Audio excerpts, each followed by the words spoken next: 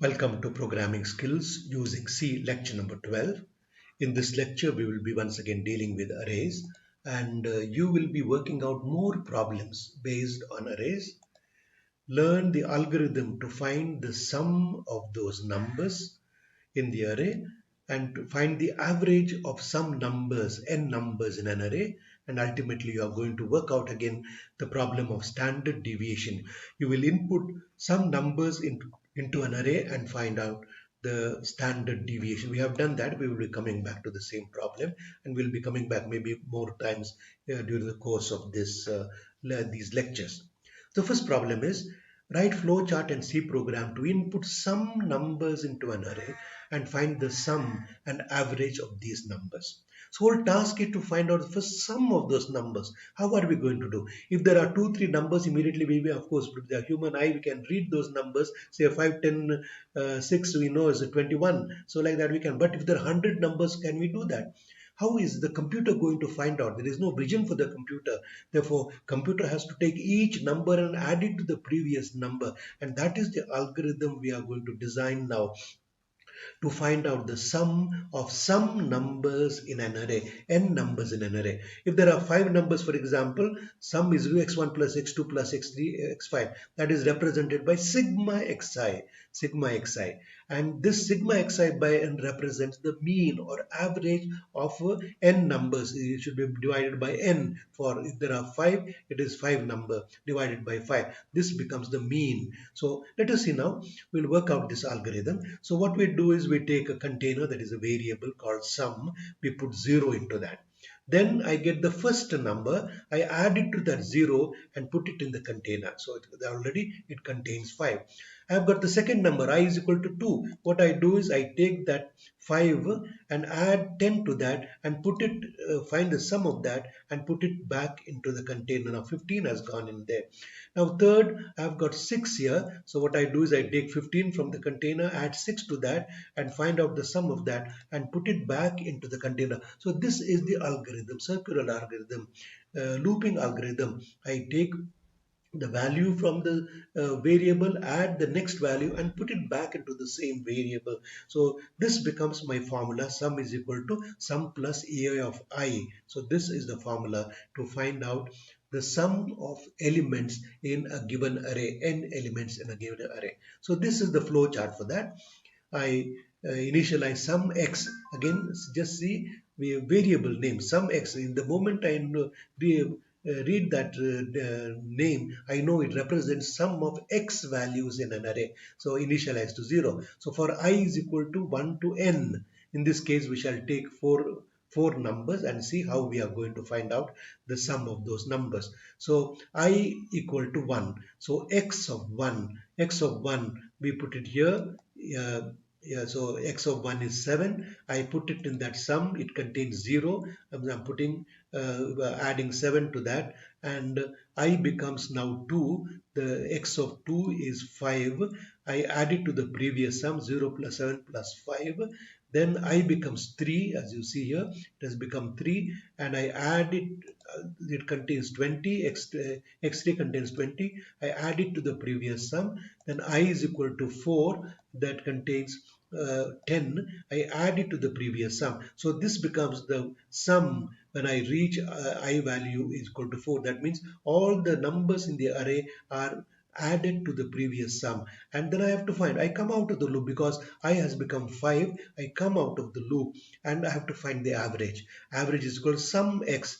This sum divided by n value. In this case it is 4, and as you see it is it will give me the average of those numbers. Now your task is again write complete flow chart for this and then also write the C program to find the average of some numbers in an array. Pause the video. Don't rush. So here is the program. As you see, we have declared these variables and this is the initial, clear the screen and title for the program. Now ask the person to enter the number, how many elements, how many numbers are he is going to input. If I get the value of n, input section here, you input those numbers and here you find the sum of those, sum is equal to sum x plus x of I, not x of 1, x of 10. Students make that mistake again and again, I have seen. So, but x of I is the variable, I is starting from 1 to n. So, and before that you initialize a sum x is equal to 0, and then you display those numbers in the array, and you have calculated the average. Average again should not be done inside the loop, it is outside the loop, and then you display the average of those numbers. Now, the next problem is find the mean of squares of these numbers. Both these concepts are needed for the next problem on standard deviation. What is the mean of squares? That the mean of square means you first sum the squares, x1 squared plus x2 squared plus x3 squared, etc. And then you divide it by the value of n. If there are 5 numbers, divide by 5. If there are 10 numbers, divide by 10. So that way you are going to find out sum x square, and then mean means divide by the value of n, maybe 5 or 10, etc. Then you find the average. Now you write the complete flowchart and complete C program. Then only you proceed to the next problem, which is going to be on standard deviation. So next problem, standard deviation. We have done that earlier. Earlier we said enter 5 numbers, exact 5 numbers, and we declared variable as x1, x2, x3. This time we are going to have an array, and in that we are going to input numbers. So after that, what we do is we find out these term 1 minus term 2. Term 1 is sigma xi squared divided by n. That is what we have done in the last problem. And sigma x by n whole square, that means average square. So we have done it in the previous first problem, and the results of those are used here. And this is the algorithm. Input n numbers into an array, find the sum of those numbers, sum x, and find the sum of squares of those numbers, sum x square. What we have done, find the value of the term 1, that is sum x square divided by n. Find the average, average is sum x divided by n, and term 2 is average into average, and standard deviation is square root of term 1 minus term 2. So this is the flow chart with pseudocode to find the standard deviation. I have not done completely, it is your task, but the same thing algorithm is put this way. In flowchart, sum x is equal to 0, initialize both of them to 0, come into this looping structure, I is equal to 1 to n. You have to input the value of n earlier, I have not given that, your task. Then find sum x square, and find term 1, find average and term 2, and substitute in the formula and display the results. So that is what you are supposed to do. Kindly do complete flowchart and C program. Pause this video, do it, and then only come back to the video. Here I have got the complete program. We will take the program as such. There we are. So here we have the program. I've written complete program as you see. Declaration. Please remember, term 1, term 2 average are floating numbers. Standard deviation is down. You can also give it a float. I have given as double. The one more variable type, which is better than float, which can store bigger numbers, bigger floating numbers. And here you have enter numbers. You are finding out these two, sum x and sum x square here, and find term 1, term 2, and then you display the content of the array, and find the standard deviation, and then display the standard deviation. Let us run this program. First of all, go to execute and compile this program. Compile the program, then execute and run the program. Now the title is there, is how many numbers you want to enter. Say, let us say 5 numbers. We want to enter 5 numbers. Now when you do a problem like this, you should enter data which you understand and you know the meaning of this data.